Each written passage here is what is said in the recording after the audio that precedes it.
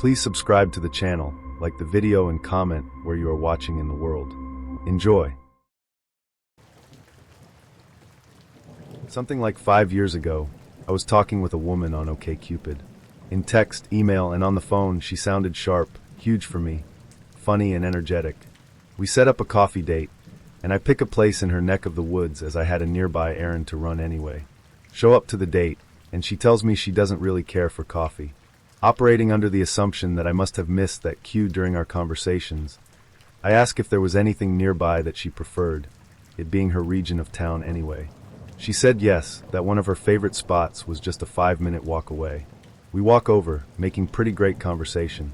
Turns out we have a lot in common, including an interest in theater, comedy, similar references/influences, and even a bit of flirting, a playful arm punch from her. We get to the destination, and it is a pet store. I love pets, so I figure this could be like some sort of window shopping date, full of good conversation and getting to know her.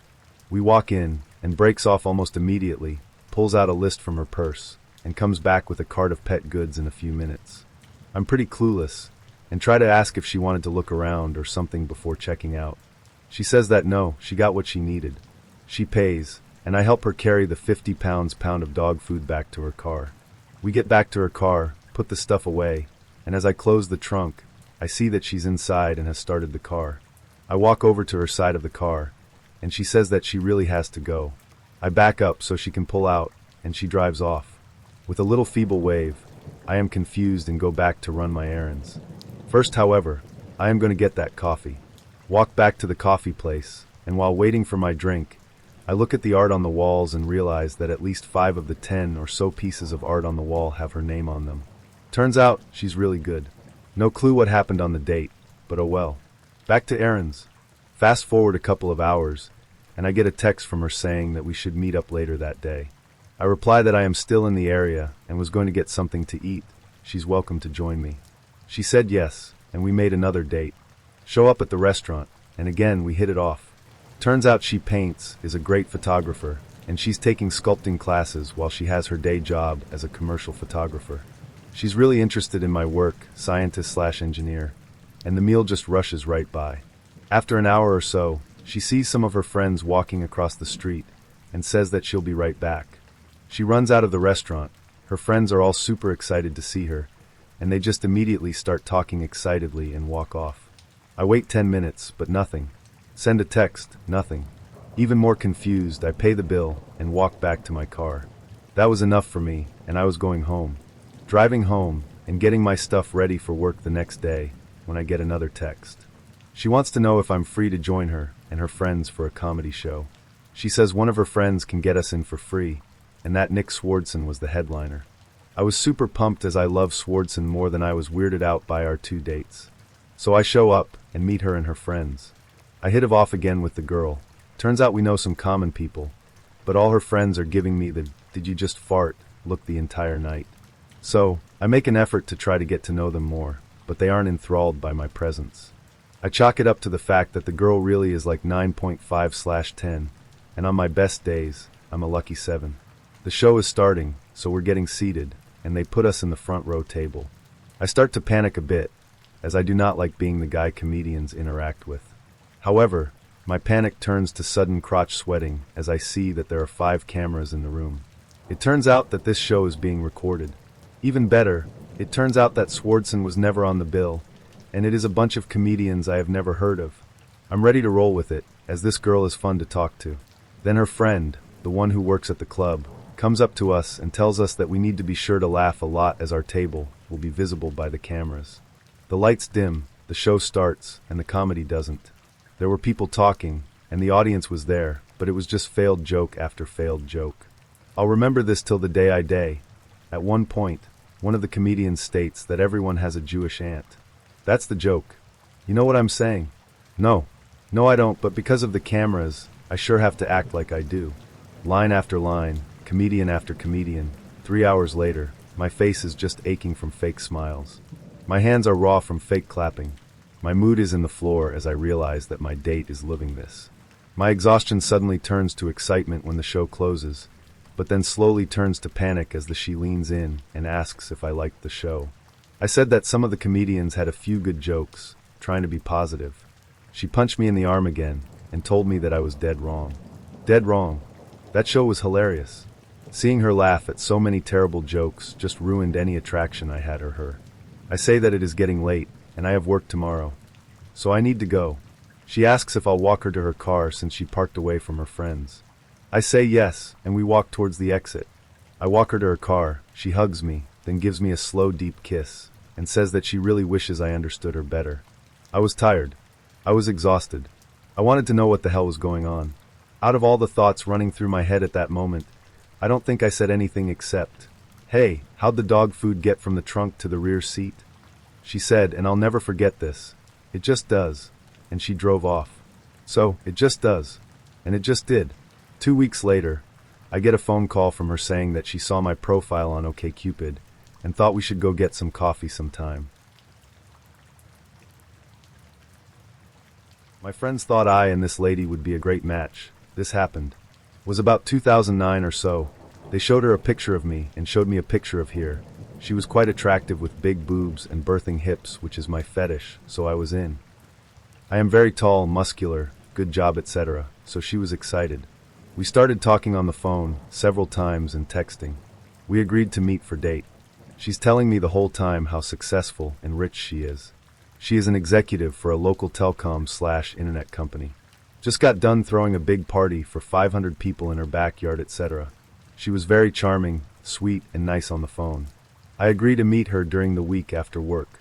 I live 90 minutes from her home, so I have conditions. I will need to come to your house, shower, dress, and maybe do laundry because I have to work the next day. She agrees and everything is awesome. We agree to have a barbecue at-home date, where I barbecue steaks and shit, then drink wine, and have a wonderful time together. She thinks me grilling steaks and wine drinking is perfect, and is very excited. My only request is that we don't meet any family members of hers. I get off work and drive to her house, which she just had a party for 500 people. It's in a shitty part of town, and it's a duplex with a small backyard that would not accommodate 500, not even close. I give a deep sigh and step out of my truck. She comes outside with her big boobs and short shorts, waving, so I was thinking this could end well. She has 3 massive pit bulls and a border collie, which want to greet me as well, because they are at the gate barking and snarling at me. I don't skip a beat. I open the gate, and the dogs are on me like puppies. I love dogs, and these dogs love me back. No problem at this point. We greet each other with hugs, and she decides to show me how she plays with her dogs. She throws a tennis ball across her muddy backyard, and these K9s go rushing for it. The biggest pit bull gets the ball, returns it, and punches me right in balls, hard. I'm down. After I recover, I request to take a shower, get cleaned up, and change clothes. No problem here. Bathroom was clean. I was quick. Upon entering her mansion, I was floored by the unclean smell of neglected litter boxes. After the shower, I request a beer. She says she's out. I suggest we go to the grocery store and liquor/beer/wine store to prepare for dinner. We travel to get steaks, salad, beer, etc.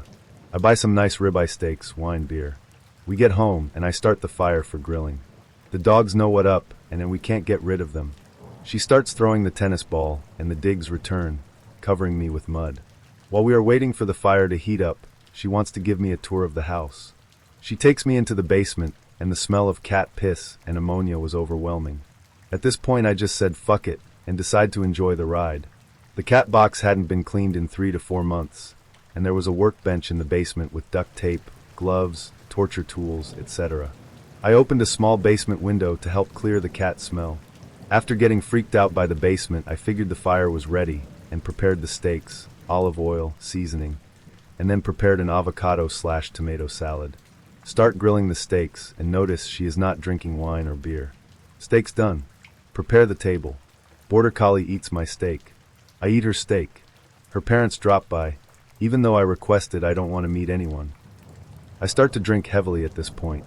I am too intoxicated to drive 90 miles home at this point, as well. I say I have to do laundry for work the next day. She washes my clothes. She starts to drink wine. After me clothes are done washing, she says that her dryer is broken, and we need to go to her daughter's house to dry them. I start to drink more heavily. We arrive at her daughter's house. Her pit bulls greet me with huge paws to the nutsack. I'm down. literally down because this huge beast nailed my nads. After a few moments I recovered. Now I have to make small talk. Her granddaughter was like Kim Kardashian crossed with Lady Gaga. At this point I wanted them all exterminated. All I want at this point is my clothes dry for work in the morning. The clothes dry. We get back to her house, and she starts drinking wine like a madman. I drink very heavily as well, because I just want to go to sleep at this point.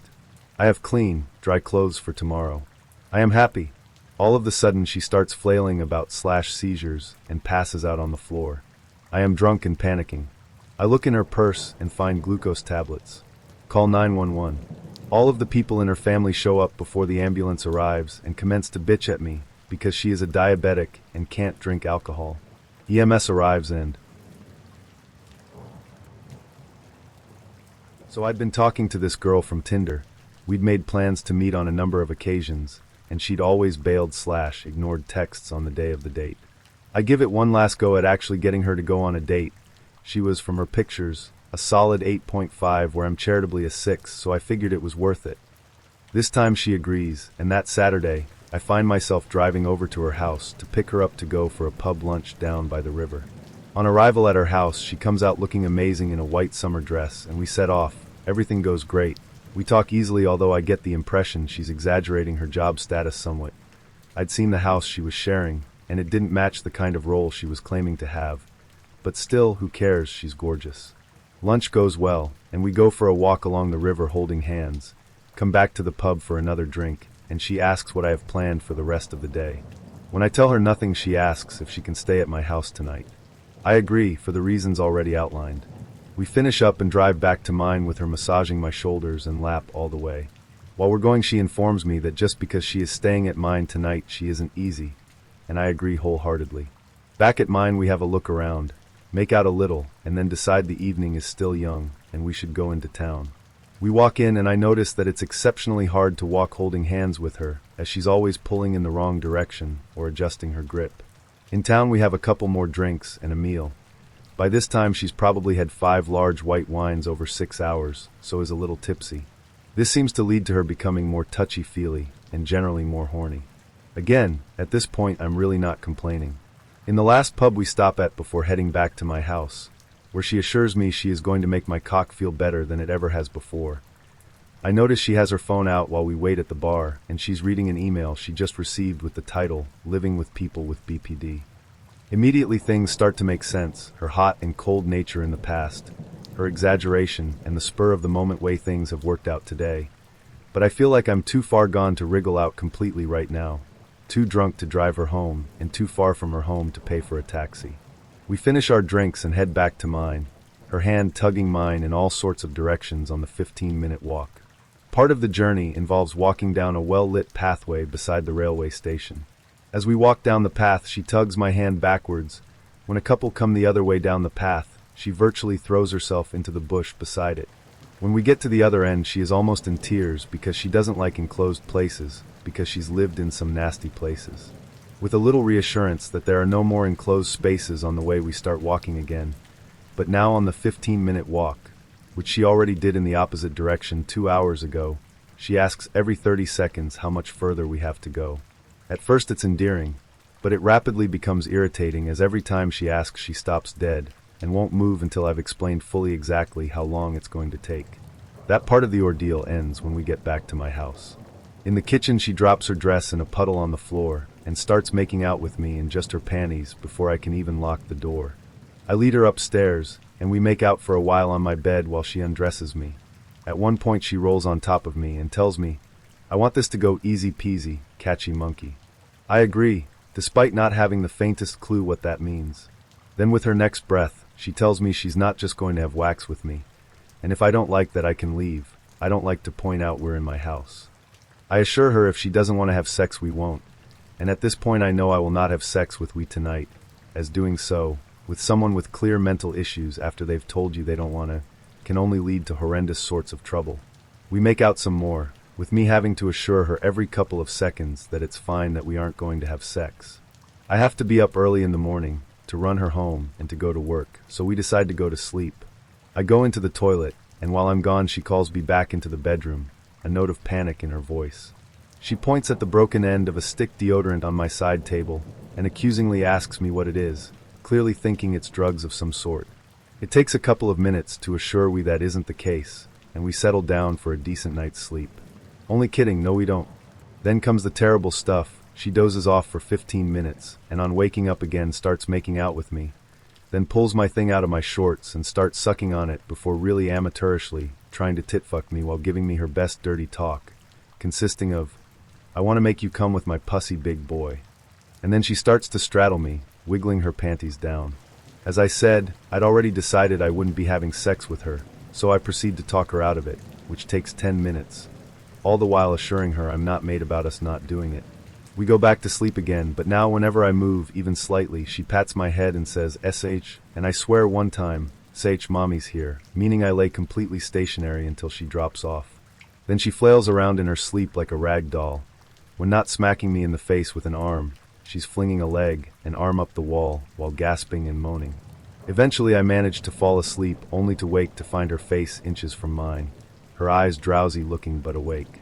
She proceeds to engage me in a conversation about the seriousness of our relationship, where he insists that I need to commit to her, and that even though I keep saying everything is fine, I'm not doing anything to make sure it is. She also tells me she adores me, and demands to know what I should tell her family about us. I figure the best thing to do is agree with all this, and eventually she lets up, but not before insisting that I need to see a doctor for my moods. And that's basically the way the night goes. I don't sleep for more than 10 minutes at a time, between being hot with flailing limbs, woken by her sitting bolt upright claiming, "I'm dying," because she needs a glass of water, pouring half of that glass of water down my back. Waking me up, calling me Danny, not my name, and telling me how sorry she is. I don't really feel able to get a proper night's rest. Hold on to your hats, people, because this is a doozy.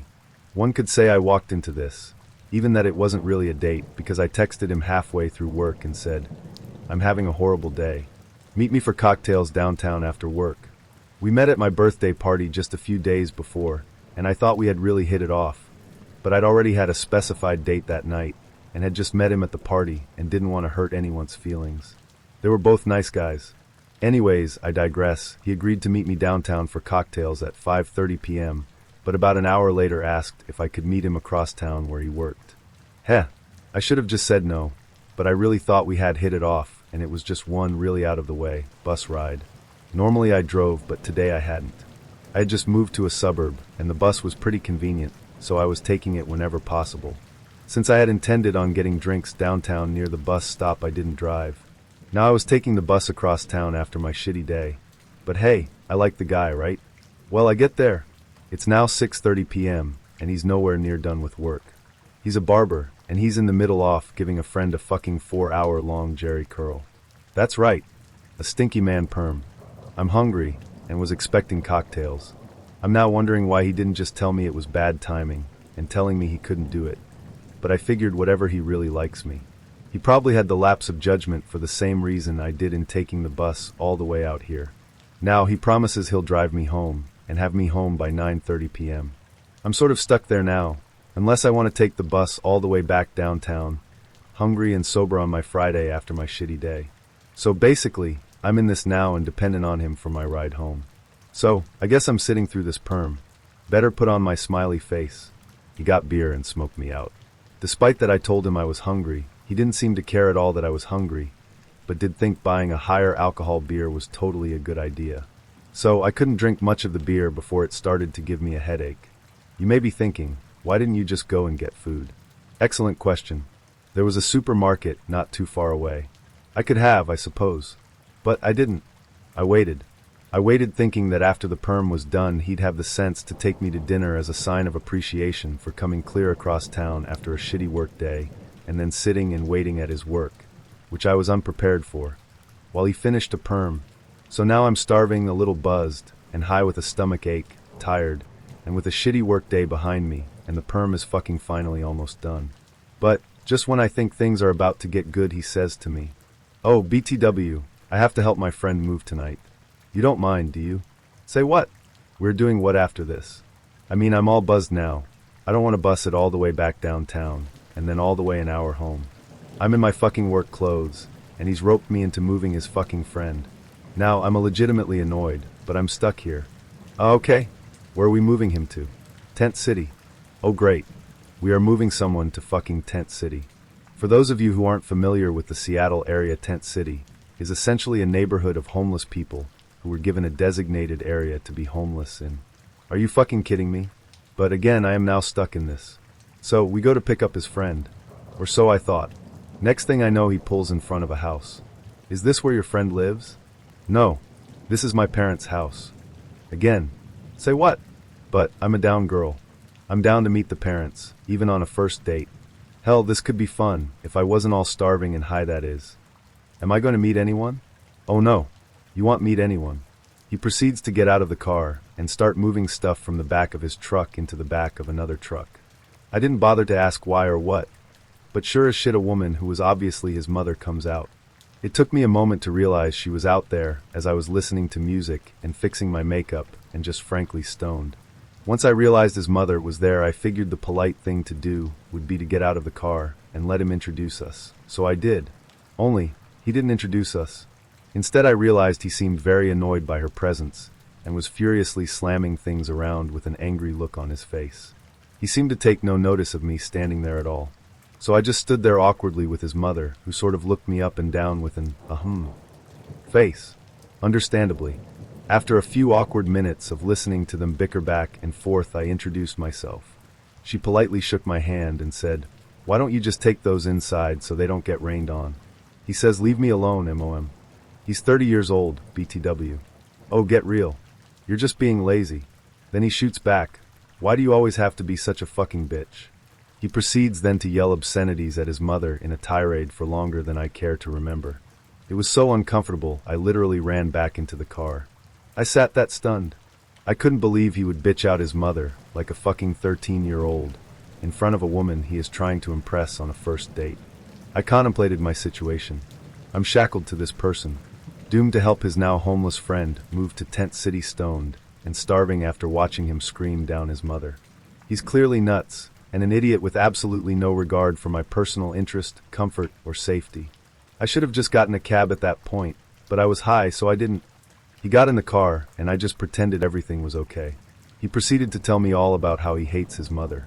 Just what a woman wants to hear on a first date. All about your mother issues. Then we finally go to pick up the friend.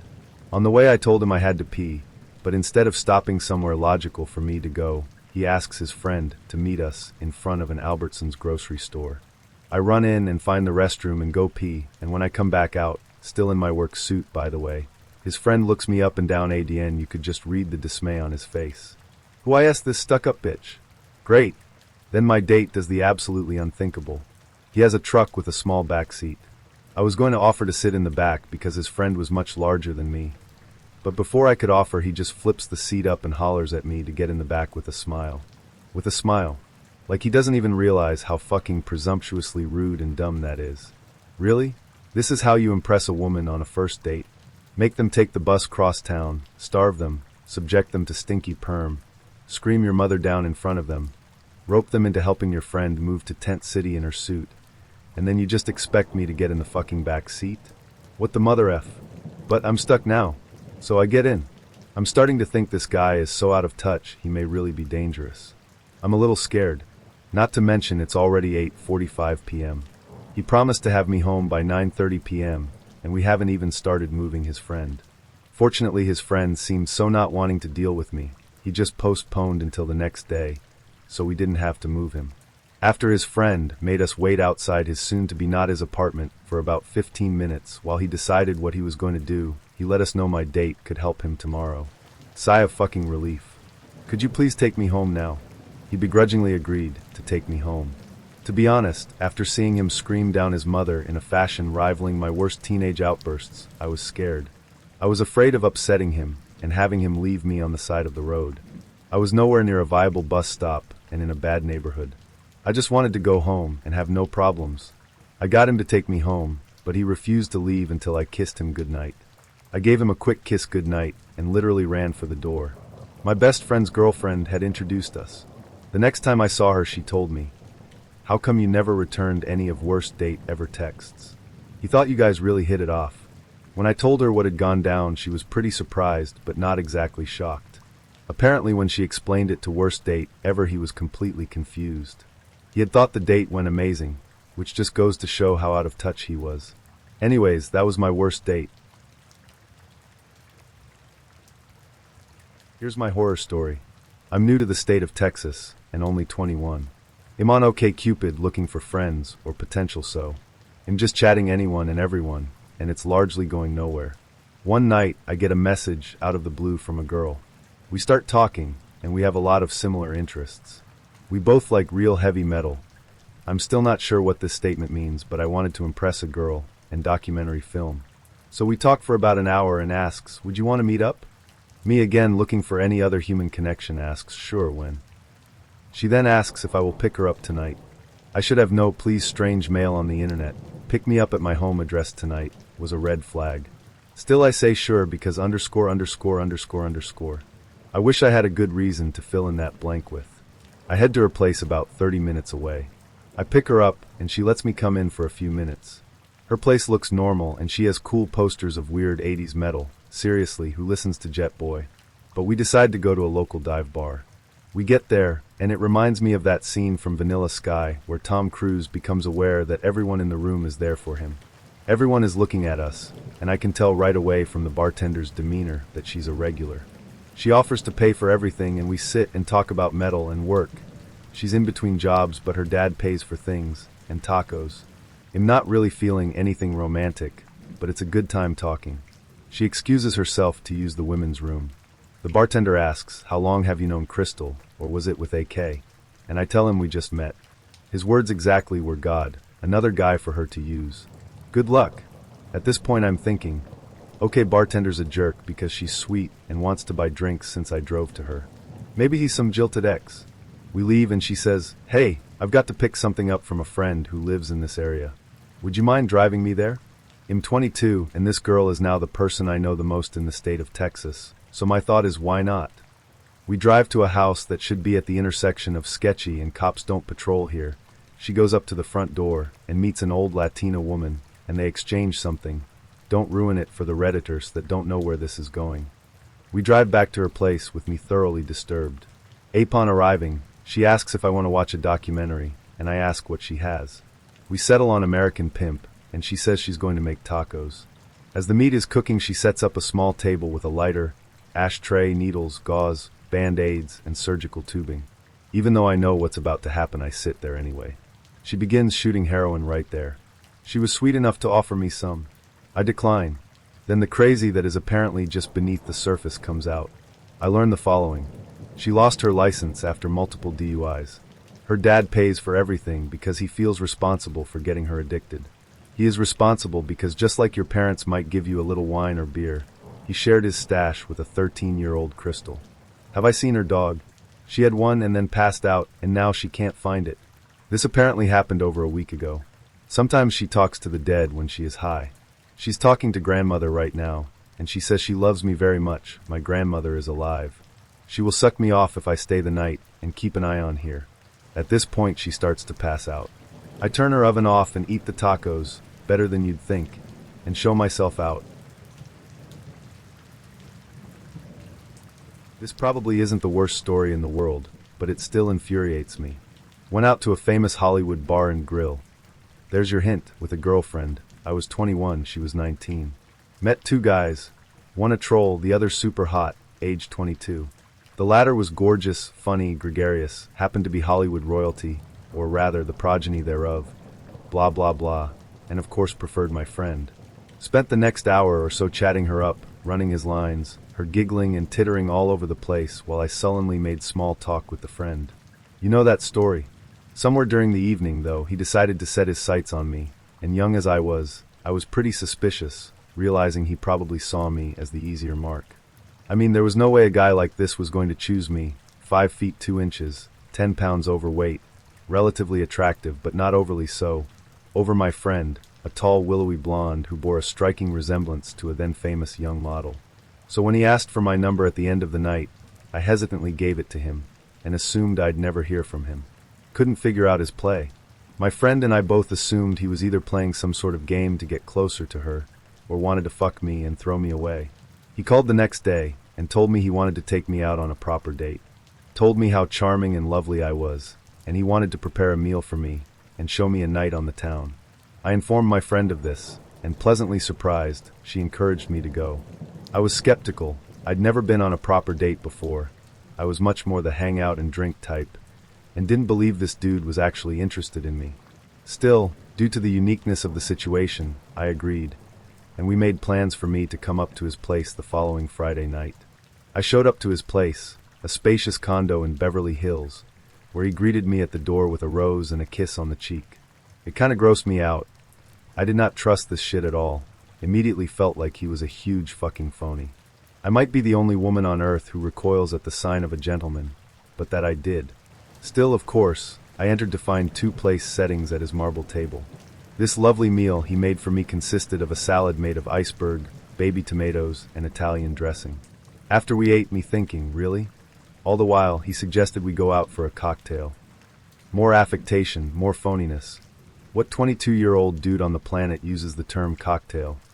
Unless he's trying to seem suave and sophisticated to the rube, he intends to fuck at the end of the night. Again, I was grossed out, but agreed. We walked to some bar, no idea where he made a big show of talking to the doorman like a buddy. To show me he was a regular, and some sort of very big deal. We go in, he orders me a tequila sunrise, himself some sort of whiskey, and we maneuver through the crowd to find a space at the end of the bar. We stood there and chatted, which consisted of him bragging about his father, grandfather, and their money, until the drinks were drained, at which point he suggested we go back to his place.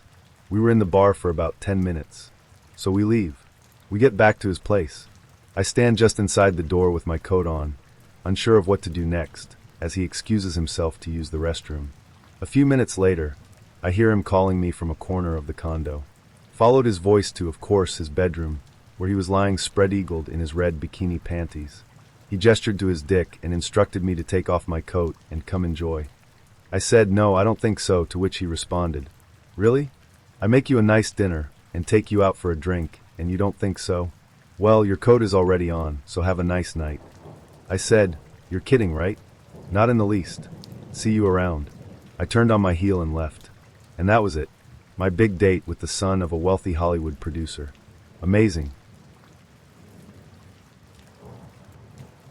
I have 3 rules for dating people I meet online, and 2 of them I learned from one really bad date. About 6 years ago, I met someone on hotornot.com, which should have been the first sign, as that site was already scraping the bottom of the barrel in 2008. She had some cutish pics, but they were a little too small to make out details. But we agreed to meet for pizza, as I was a recent Chicago transplant into the Bay Area and longed for good food. We agreed to have her pick me up from a train station in Oakland, yikes, and from there head to pizza, and maybe afterward go to a bar. As a new transplant, the only things I knew about Oakland, I really didn't want to know, so I crossed my fingers that the date was worth it. I arrive at the train station, and see a beat-up old car pull up in front of me with plumes of smoke pouring out the windows. I lean down to look in the windows, and she says, get in. Her smoker's complexion makes her look like a 40-year-old, which is a mean feat for someone who was 25. I reluctantly get in her car, which smells like a rancid ashtray, as I do a quick cost-benefit analysis and realize that I'm in Oakland, and at least cars have some stopping power when it comes to bullets. She drives us to the restaurant, where I try to look at the bright side of things.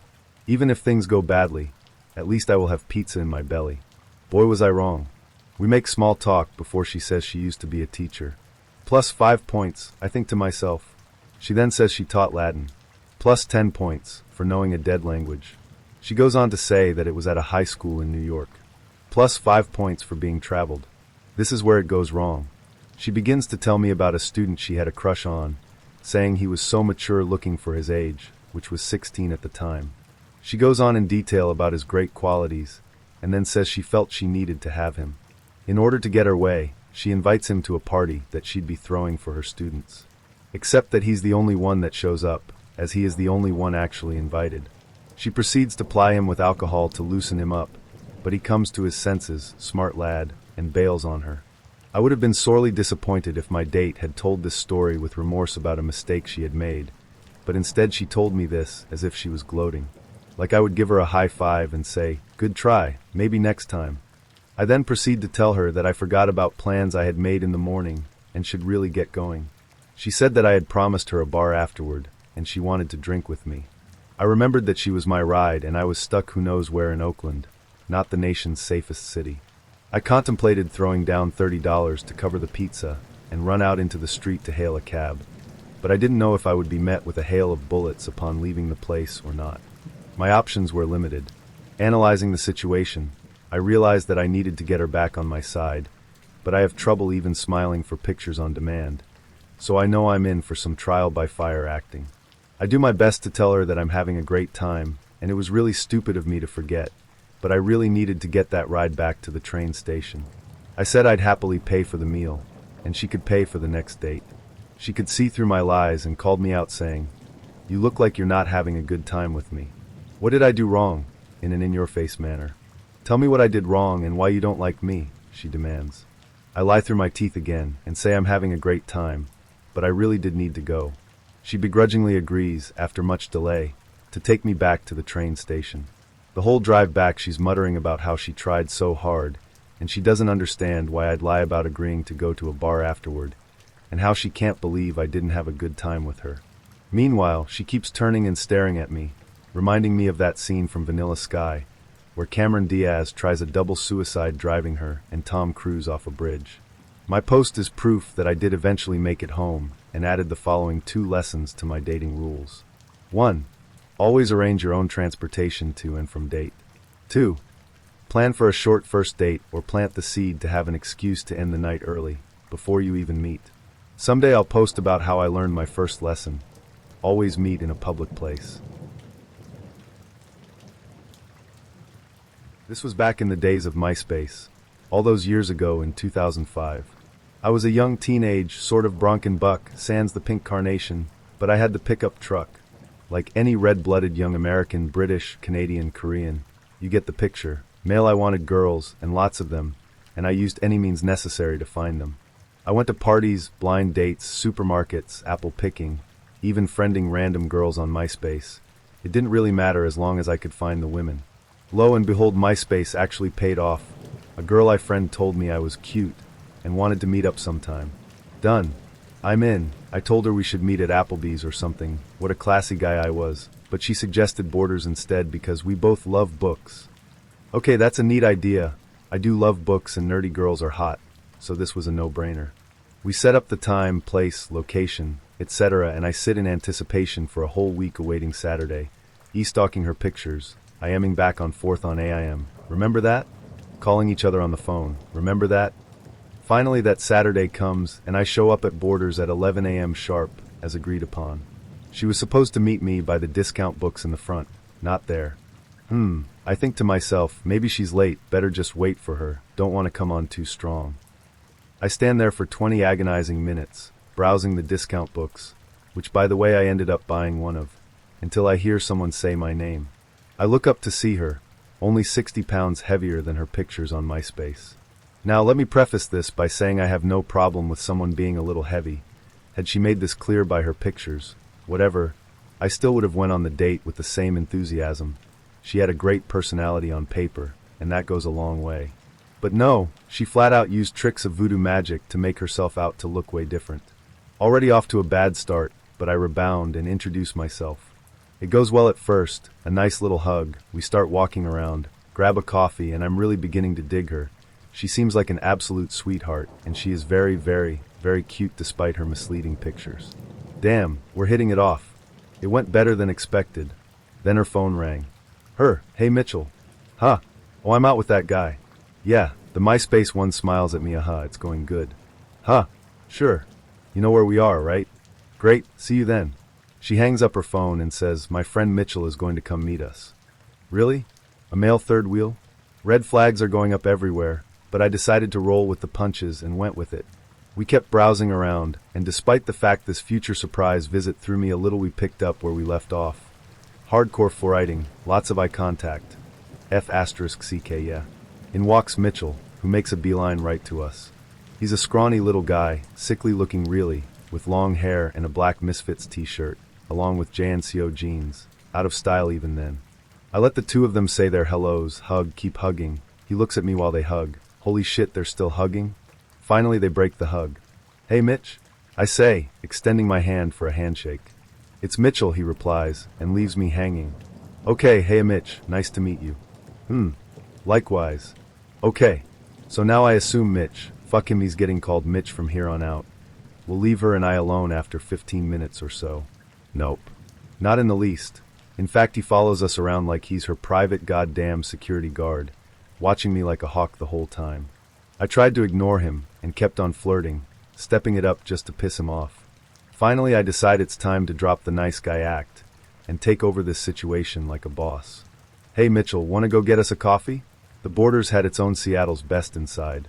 He glared at me. This request obviously pissed him off. Yeah, please Mitchie? She asked him. Okay, but only because you asked so cute. Off he went, not even asking what we wanted, just walked away.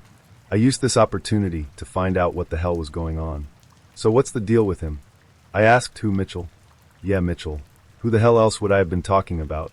Well, it's kinda complicated. Well, to be honest, I kinda wanna hear it, because he's really messing up this date. She goes on to explain her and Mitchell have been next-door neighbors all of their lives, and that he's always had a crush on her. He's ruined a ton of her relationships. She stress eats because she always has to talk him out of his suicide attempts, and is ultimately ruining the life of this amazing girl. I switch from pity to rage. This stage 5 clinger is destroying her, and I will not tolerate it, even if I have to go for broke on this one. Oh, you know what? I forgot I wanted to get a muffin too. Hang out here, I'll be right back. Off I go across the store to Mitch the bitch. No disrespect to the ladies. This guy can only be described as a bitch though, who is fixing our coffee up at the milk area. Hey Mitchell, you have a second? I suppose. He glares at me unblinking. Listen man, I don't know what's going on in your life, but you realize this isn't okay, right? Your lifelong friend is out on a date with me, and we were having a great time until you came along. I let it sink and gave him time to reply nothing. Okay, onward. The thing is, Mitchell, I really like her. She's a sweetheart, and I could see myself being with her. I know you're a big part of her life, and I respect that, man, but you are way too possessive of her. You shouldn't be here right now. I meant Borders. Here? What do you mean here? You want me gone? I'm gone. With that, Mitchell drops the coffees on the floor and runs full sprint out the front door of the Borders. Fast too. This kid coulda ran track. Great, and now the whole store is looking at me. Embarrassed, I walk back over to her, but the walk was short since she had made her way over to me when Mr. Emotion began screaming. What did you do to Mitchell? Relax, I told him that he was intruding on our date and we're having a great time. He got upset and ran off, that's all. With that, her phone rings. Can you guess who it was? Yep, you're right. It was motherfucking Mitchell. He's crying, saying he's going to climb the roof of the nearby Best Buy and jump off. He doesn't want to live if he can't have her. Seriously? Great. As annoying as this kid was, I didn't want him to kill himself, so I flipped my RAZR, remember those? And call 911 to tell them what was going on. The cops come. They check out the roof of Best Buy, no Mitchell.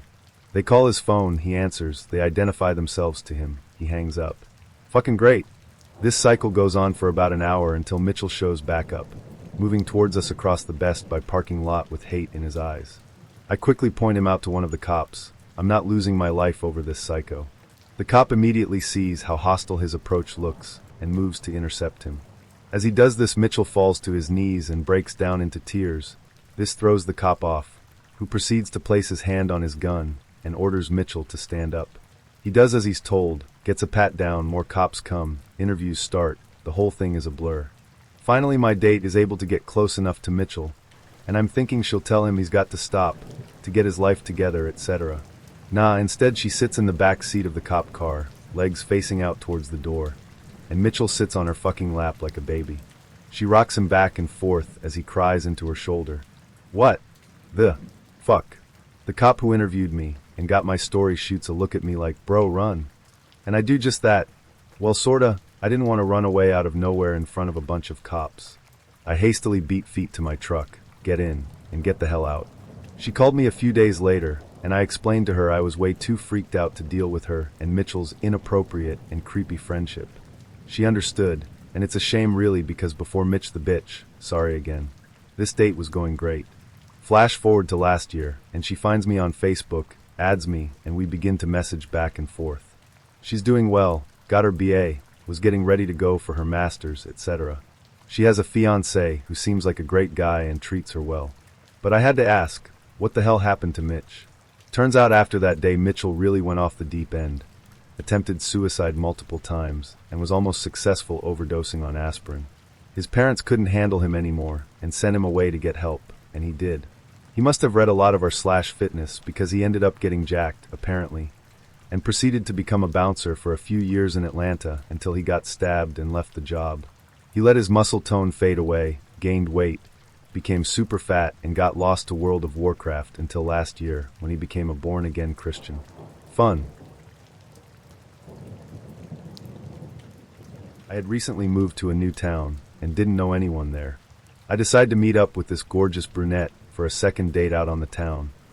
There was a big music festival going on in all the bars around town. Let's call this girl Sarah.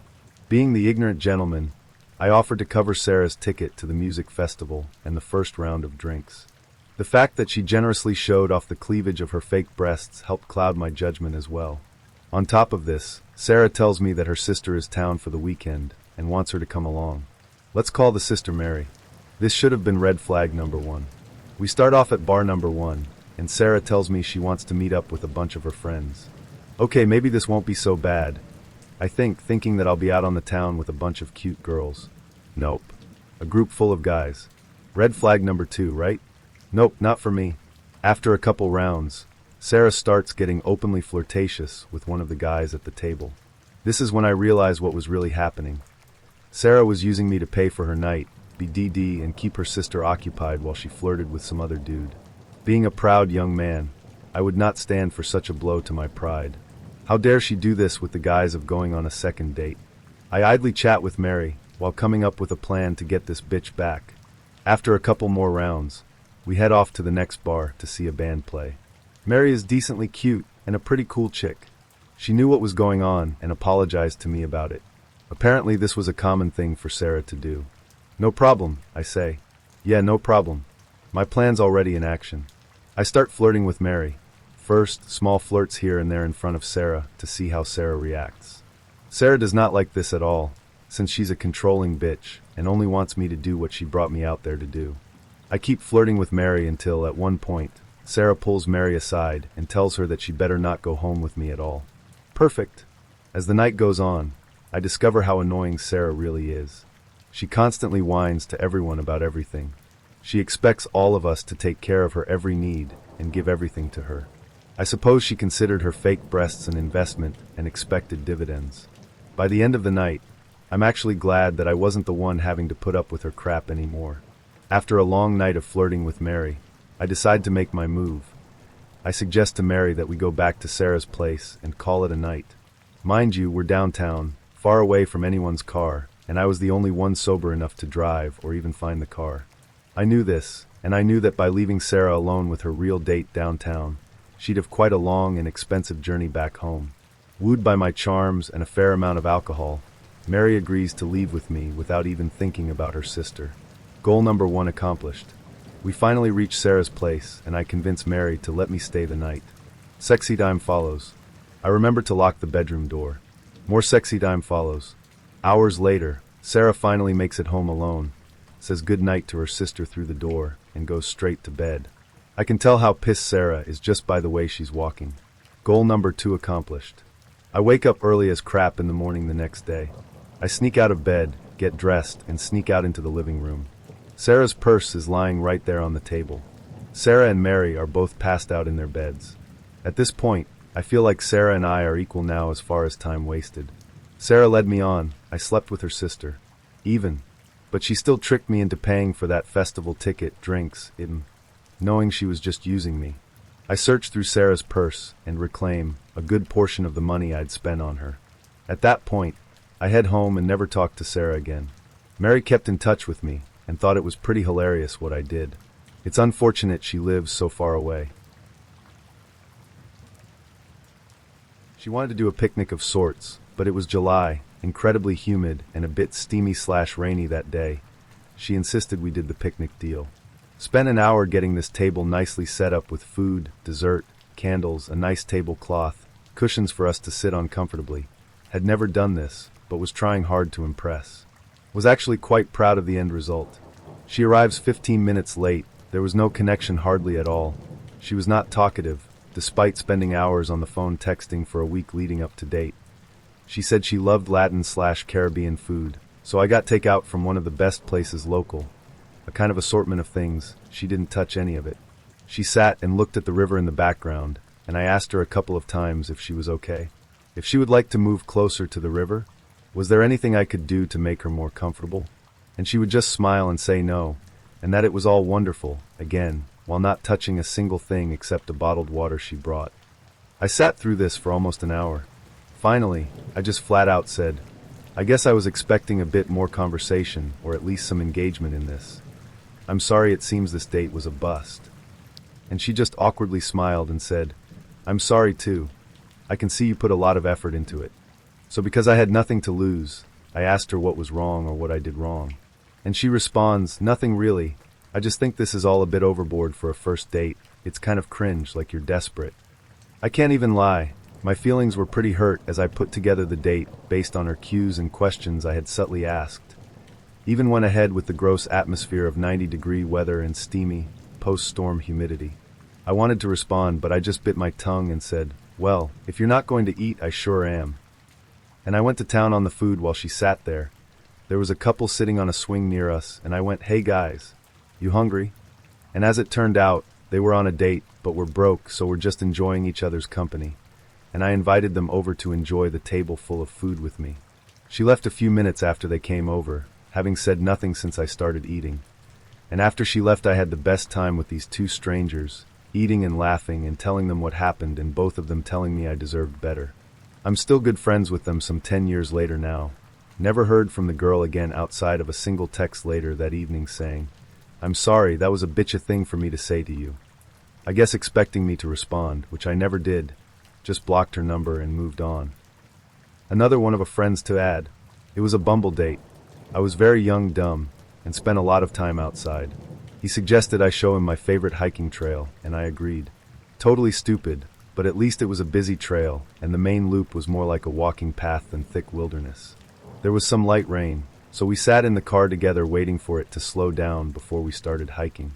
He took his meds in front of me, which is no big deal. What was weird was he kept offering me one of his Klonopin, and I said no like 3 times. When we were hiking, we talked about our lives. He was new in town. He had wealthy parents who owned a second home in my town and let him move here rent-free. He had met a bunch of random people on Bumble Friends and let them all move into his home without charging rent. He was making an artist collective. They didn't make much art. They mostly drank and smoked weed all day. I told him I was in nursing school, and he said that it would be very hard on him for me to be in school if we got into a relationship. So I was already feeling like he'd be way too clingy. After hiking, we went to Target. He spent $50 on different kinds of socks and a laundry basket. His sense of humor was making weird noises at other people shopping, which was embarrassing AF. I drove him back to his car at the trail, and he left his socks in my back seat. So I had to meet him again to quickly give them back. My phone died, and by the time I got home, I had 15 missed calls from him. I felt a bit creeped out by that. He had spammed me a bunch of texts asking if I was okay over and over. Mind you, it had only been an hour since we went on the date. We had only talked for a few days and gone on one date, so it was too much. I told him it was nice to meet him, but I didn't feel a connection. He didn't stop texting me. The next day he tried to call me multiple times and texted again asking if I was okay over and over. I ignored it. After a few days he sent texts saying he had a dream I died, and it was so real he was looking for my name in the news. I didn't reply. He sent me a text that said, fine. This is how supervillains are born. Wild. I blocked him. Bad dates. So many bad dates, including one where he sent me a series of texts afterward critiquing my behavior on the date and offering me advice on how to more easily appeal to men in the future. But the worst. Oy vey, the worst. First date on Tinder.